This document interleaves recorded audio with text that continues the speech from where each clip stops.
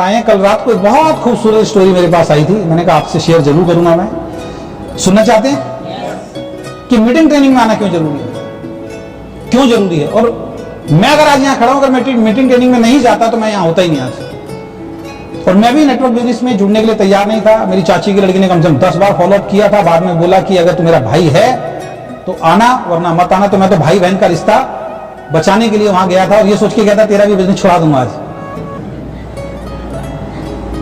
मैं उसके पेशेंस को बहुत धन्यवाद देता हूं कि उसने 6-7 बार मेरा फॉलोअप किया। कई बार 250-250-500 रुपए की उसने टिकट ली। एक विदेशी कंपनी हुआ करती थी उस वक्त के अंदर, 20 साल पहले। उसकी हिम्मत की दाद देता हूं। आज वो कहां है मुझे नहीं मालूम, मतलब कहां है, मतलब नेटवर्क बिजनेस में तो नहीं है, बल्कि वो कहती है कि आज तू जो भी कुछ है मेरी वजह से। मैं कहता हूं हाँ मैं बहन, मैं तेरी वजह से ही हूं। और ये ध्यान रखना कि कई बार आपका अपलाइन या आपकी डाउनलाइन में कोई व्यक्ति सिर्फ केवल इसलिए आएगा कि वो खुद कामयाब नहीं होगा, लेकिन आपको कोई ऐसा कामयाब व्यक्ति दे जाएगा जो आपको कामयाब बनाएगा। वो खुद काम नहीं करेगा तो टिके रहना बहुत ज्यादा जरूरी है। तो मेरी बहन ने मुझे बिजनेस दिखाया, आज वो इस बिजनेस में नहीं है तो लाइफ मेरी चेंज हो रही है। मैं बहुत समझाता हूं, नहीं करती है।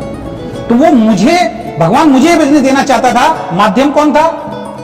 वो, उसके माध्यम से मुझे बिजनेस मिलना था। तो मैं जब उस सेमिनार में गया, मैंने देखा यार यहाँ तो वो सब बातें हो रही है जो मुझे चाहिए। ऐसा तो माहौल मैंने आज तक देखा नहीं। वहां से मेरी शुरुआत हो गई फिर नेटवर्क बिजनेस की। फिर उसके बाद मोटिवेशनल स्पीकर और फिर दोबारा नेटवर्क बिजनेस के अंदर मैं आया। ठीक है, तो बहुत खूबसूरत स्टोरी है। वो स्टोरी क्या है कि एक अपलाइन अपने डाउनलाइन को बोल बिजनेस या कोई भी नेटवर्क बिजनेस ज्वाइन कर लिया तो आपको मीटिंग ट्रेनिंग में हर संडे को होती आना अनिवार्य है। 2-3 ट्रेनिंग के अंदर वो गया और चौथी ट्रेनिंग के बाद उसने जाना बंद कर दिया। सर्दियों का बहुत कड़कती हुई सर्दी पड़ रही थी, सर्दियों का टाइम था। उस सर्दियों के टाइम के अंदर वो जो अपलाइन है एक दिन उसके घर पहुंच गया।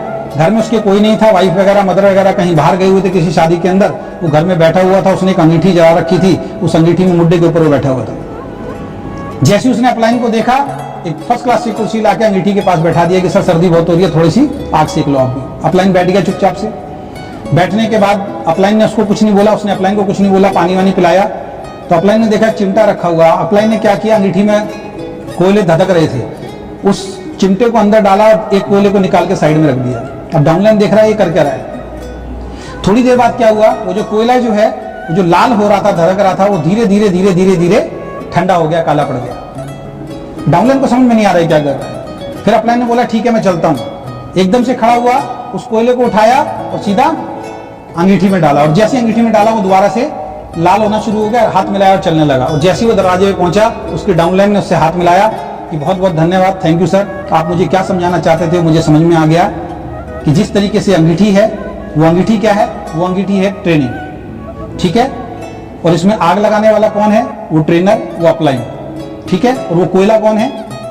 जब तक उस अंगीठी में पड़े रहोगे, जलते रहोगे, धधकते रहोगे, चमकते रहोगे, जैसे उस अंगीठी से बाहर आ जाओगे, अकेले पड़े रहोगे, आपका कोई अस्तित्व नहीं है। तभी अस्तित्व होगा जब दोबारा से उस अंगीठी में जाओगे। और अगले संडे को बाद में मीटिंग। तो मीटिंग ट्रेनिंग इसलिए जरूरी है, ठीक है ना। आपका संपर्क खत्म हो जाता है अच्छे माहौल से। जब बच्चों के ऊपर हम 5-5, 10-10 हजार रुपए खर्च कर रहे हैं, ये पता होते हुए भी कि उनकी नौकरी लगने वाली नहीं है आने वाले वक्त में, तब भी हम खर्च करते हैं। तो अपने ऊपर 500-700 रुपए महीने में खर्च करने चाहिए, नहीं करने चाहिए, अपने आप को बेटर बनाने के लिए। ठीक है।